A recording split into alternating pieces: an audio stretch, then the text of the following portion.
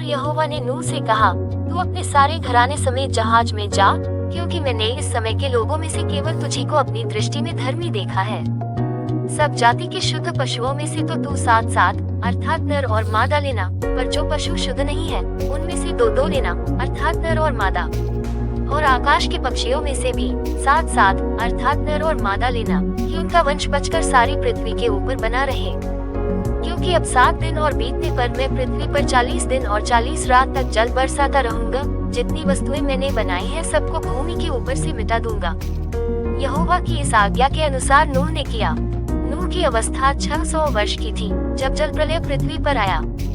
नूह अपने पुत्रों, पत्नी और बहुओं समेत जल प्रलय से बचने के लिए जहाज में गया। और शुद्ध और अशुद्ध दोनों प्रकार के पशुओं में से पक्षियों और भूमि पर रेंगने वालों में से भी 2-2 अर्थात नर और मादा जहाज में नूह के पास गए, जिस प्रकार परमेश्वर ने नूह को आज्ञा दी थी। 7 दिन के उपरांत प्रलय का जल पृथ्वी पर आने लगा। जब नूह की अवस्था के 600वें वर्ष के दूसरे महीने का 17वां दिन आया, उसी दिन बड़े गहरे समुद्र के सब सोते फूट निकले और आकाश के झरोखे खुल गए। और वर्षा 40 दिन और 40 रात निरंतर पृथ्वी पर होती रही। ठीक उसी दिन नूह अपने पुत्र शेम, हाम और येपेत और अपनी पत्नी और तीनों बहुओं समेत और उनके संग एक-एक जाति के सब बनैले पशु और एक-एक जाति के सब घरेलू पशु और एक-एक जाति के सब पृथ्वी पर रेंगने वाले और एक-एक जाति के सब उड़ने वाले पक्षी जहाज में गए। जितने प्राणियों में जीवन की आत्मा थी उनकी सब जातियों में से 2-2 नूह के पास जहाज में गए। और जो गए वो परमेश्वर की आज्ञा के अनुसार सब जाति के प्राणियों में से नर और मादा गए।